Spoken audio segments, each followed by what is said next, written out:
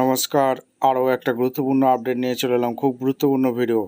চ্যানেলে ফার্স্ট টাইমে থাকলে চ্যানেলটাকে সাবস্ক্রাইব করে বেল আইকনটা টিপে রাখতে হবে লেটেস্ট গুরুত্বপূর্ণ আপডেট পাওয়ার জন্য। স্টেপ টু স্টেপ আজকের আপডেটটি আপনাদের সামনে তুলে ধরছি। আজকে কথা বলবো ইলেকট্রিক স্মার্ট মিটার সকলের বাড়িতে বসানো হবে। আচ্ছা, জুলাই মাসে বসানোর কথা আছে।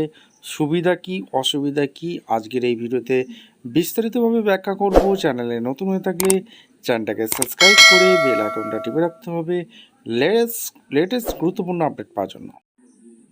এইবার আমরা দেখে নেব স্মার্ট মিটারের লাগালে সুবিধা কি কি থাকবে। স্বচ্ছ বিল, বিদ্যুৎ বিল হবে স্বচ্ছ নির্ভুল, এটা একটা ভালো পয়েন্ট। অর্থাৎ আপনার বিদ্যুৎ বিল হবে স্বচ্ছ, কোনো নির্ভুল হবে, অত বেশি হবে না। রিয়েল টাইম ট্র্যাকিং দেখা যাবে, রিয়েল টাইমে বিদ্যুতের খরচ দেখা যাবে, এটা একটা ভালো পয়েন্ট। ছোট্ট রিচার্জ করা যাবে, ছোটো অঙ্কে রিচার্জ করার সুবিধা থাকবে। বিদ্যুৎ চুরি রোধ, বিদ্যুৎ চুরি করা যাবে না, ঠিক আছে। বিদ্যুৎ চুরি রোধে একটি সহায়ক হবে। দ্রুত সমস্যার সমাধান করা যাবে, লাইনে দ্রুত সমস্যার সমাধান শনাক্তন করা যাবে। উন্নত ব্যবস্থাপনা, বিদ্যুৎ ব্যবস্থাপনার হবে আরও উন্নত। স্মার্ট মিটারের অসুবিধাগুলো জানতে হবে।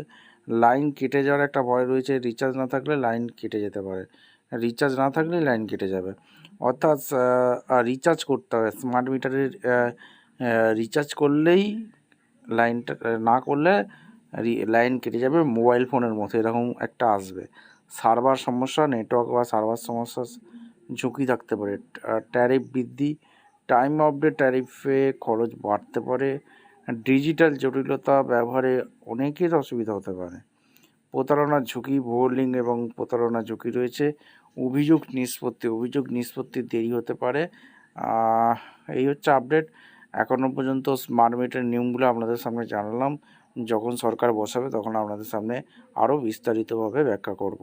চ্যানেলে নতুন হয়ে থাকলে চ্যানেলটাকে সাবস্ক্রাইব করে বেল আইকনটা টিপে রাখতে হবে লেটেস্ট গুরুত্বপূর্ণ আপডেট পাওয়ার জন্য।